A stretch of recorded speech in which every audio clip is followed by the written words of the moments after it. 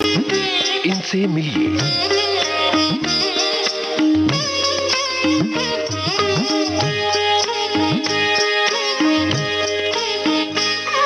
ये है विविध भारती, देश की सुरीली धड़कन।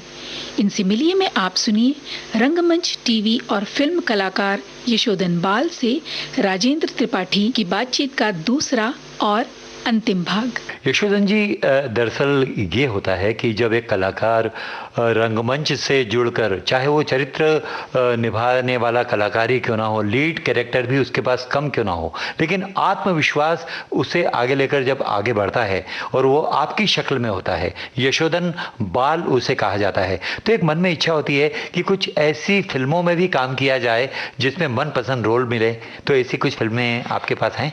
इसके पहले भी आपने अनिल कपूर की एक फिल्म थी नायक, जहाँ उसमें काम किया था। नायक मेरी हिंदी की पहली फिल्म थी। मैं बहुत भाग्यशाली हूँ कि मुझे अच्छे अच्छे डायरेक्टर्स मिले। नायक के डायरेक्टर थे शंकर, फिर जो सुर की मैंने लकी अली के साथ, उसकी डायरेक्टर थी तनुजा चंद्रा जी। फिर मैंने एक बहुत ही, मुझे कहते हुए गर्व होता है इस फिल्म का जिक्र करते हुए, LOC कारगिल, जेपी दत्ता के जो कि जेपी दत्ता सर ने डायरेक्ट की थी। उसमें मैंने एक बहुत बड़ा किरदार इंडियन आर्मी जनरल का निभाया हुआ है। और तब का एक वाकया है, शूटिंग के दौरान जेपी दत्ता सर को लगता था कि मैं दिल्ली से बिलोंग करता हूँ, क्योंकि शायद मेरी हिंदी या मेरी पर्सनालिटी की वजह से होगा। तो 2 सीन के बीच में उन्होंने कहा, यशवंत दिल्ली में आप कहाँ से हो? मैं कुछ समझा नहीं कि मैंने कहा ये इनको दिल्ली का कहाँ जिक्र छड़ा इन्होंने। जी जी। मैं समझा नहीं, आप दिल्ली, मैं तो पूना से हूँ। क्या बात कर रहे हो? अच्छा, तो आपके फोरफादर या कोई रिटायर होके आर्मी में से पूना सेटल हो गए? नहीं सर, मेरा कोई आर्मी में नहीं है सर। यानी कि आप दिल्ली से नहीं है, पंजाबी नहीं हो? नहीं सर, मैं महाराष्ट्र। अच्छा, एक एक्सपीरियंस की बात होती है, कई वाकयात बनते हैं। जब आपने फिल्म ज्वाइन की और नायक में जब पहली बार काम किया, तो कहते हैं ना, स्टार कास्ट होती है और एक कैरेक्टर आर्टिस्ट होता है, तो क्या ट्रीटमेंट रहा और बड़े कलाकारों का जो आपके प्रति रवैया रहा वो कैसा रहा? इसमें नायक में मेरे साथ अनिल कपूर जी के साथ मेरा तजुर्बा बहुत ही, और जॉनी लीवर जी थे, दोनों के साथ तजुर्बा मेरा बहुत अच्छा था। हालांकि अनिल कपूर जी के साथ उसके बाद मैंने एक 24 करके सीरियल थी, उसमें भी एक अच्छा किरदार किया था, आशीष विद्यार्थी जी के साथ। जी। अनिल कपूर बहुत ही को आर्टिस्ट को समझ के काम करते हैं, इजी करते हैं, बहुत ही ईजी फील करवाते हैं। 2 बार मैंने उनके साथ काम किया, दोनों बार मेरा यही तजुर्बा रहा। हालांकि एक हमने बहुत बड़ा सीन था वो रायट्स का नायक में, जिसमें कि कमिश्नर एंटर करता है और फिर चीफ मिनिस्टर से बात होती है वाला वो सीक्वेंस था, कि जिसके ऊपर से एक दिन का चीफ मिनिस्टर की कुर्सी इसे मिलती है। अमरीश पुरी जी थे। हाँ, अमरीश पुरी जी के साथ जो बहस होती है उसमें से। तो जैसे ही रोल हो गया, कुछ 2-2.5 घंटे में फ्लोरा फाउंटेन में हम लोग शूट कर रहे थे। बंबई में फ्लोरा फाउंटेन सुबह 6 बजे का कॉल टाइम, यानी आप समझ सकते हैं बाद में कितनी भीड़ होने की। With crowd. हाँ, 2,500-3 हजार का मॉब था, गाड़ियां थी, बसेस थी, सब कुछ था। और उसमें 5 कैमरे रोल हो रहे थे अलग अलग जगह से, वो हमें बताए गए थे। उस वक्त क्या था, आज डिजिटल का जमाना है, उस वक्त सेल्यूलॉइड का जमाना था। जी। यानी कि आपकी वजह से अगर फुटेज बर्बाद होता है तो आप जिम्मेदार हो कि आपने टेक अच्छा नहीं दिया, इसलिए खर्चा बढ़ गया टाइप्स। अब तो डिजिटल है, NG कर दो, बात खत्म है, एक टेक और कर ले लो, टेक्नोलॉजी की वजह से। मगर उस वक्त वो नहीं था। तो जैसे ही मैं अंदर गाड़ी में से उतर के भीड़ में जाता हूं, तो मैंने अपने गॉगल्स निकाल के जेब में डाले। जी।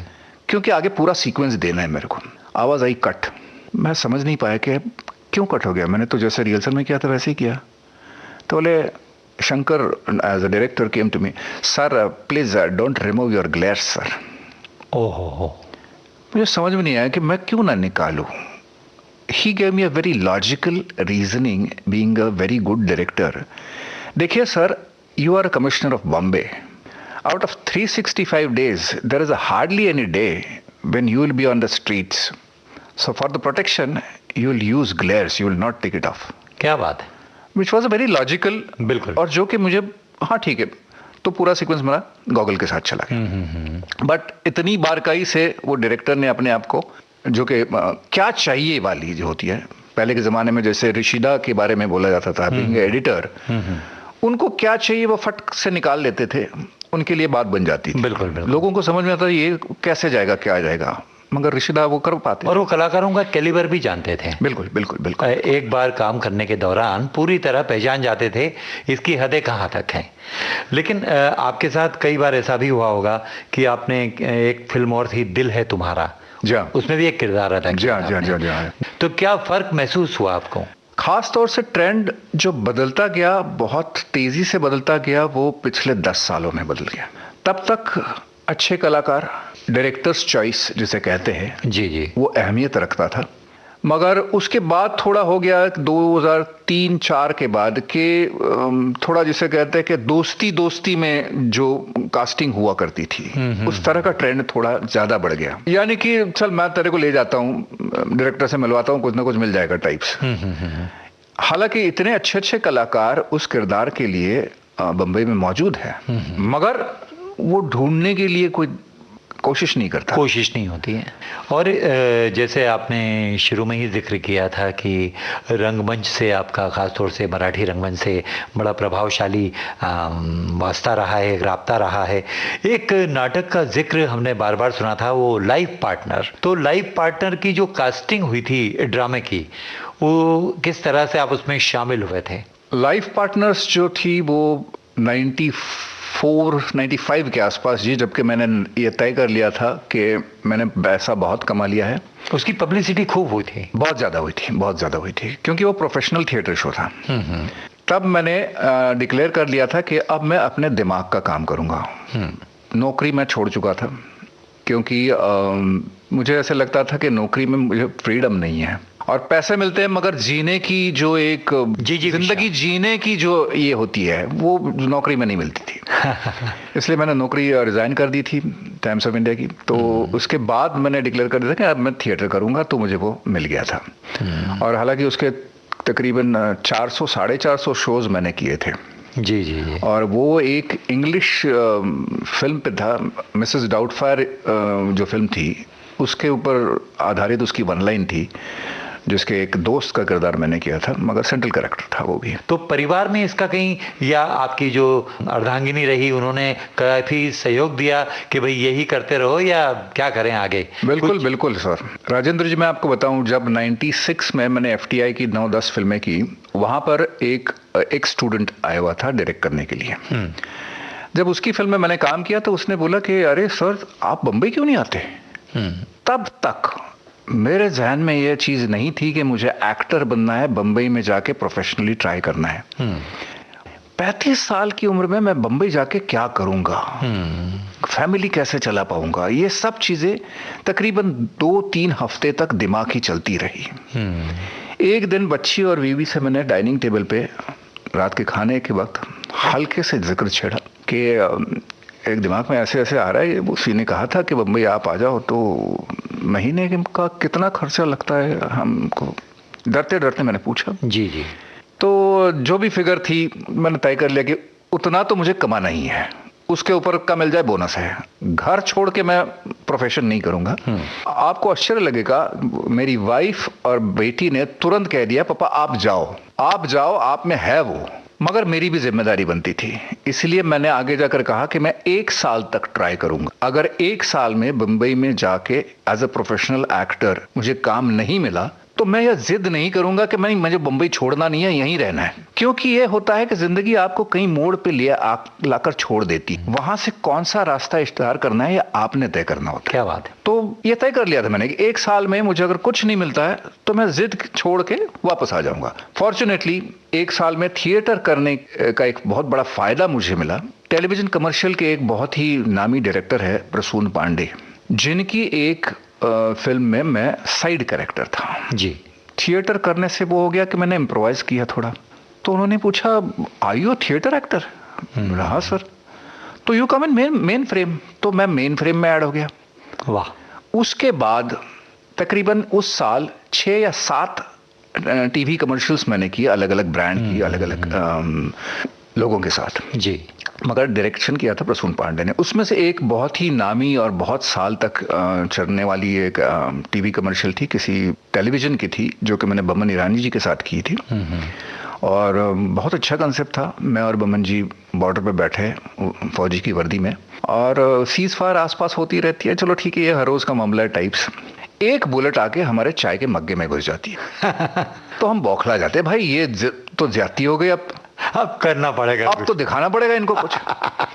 हम लोग उठते हैं, वेपन बॉक्स में से टीवी निकालते हैं, टीवी पे गाना आता है जोर से, आजा आजा मैं हूं प्यार तेरा। सामने वाले दुश्मन के बंकर में से 4 फौजी खड़े हो जाते हैं गाना सुनने के लिए, हम उनको निपटा देते हैं, डिचके हों डिचके हों। जी खेल खत्म।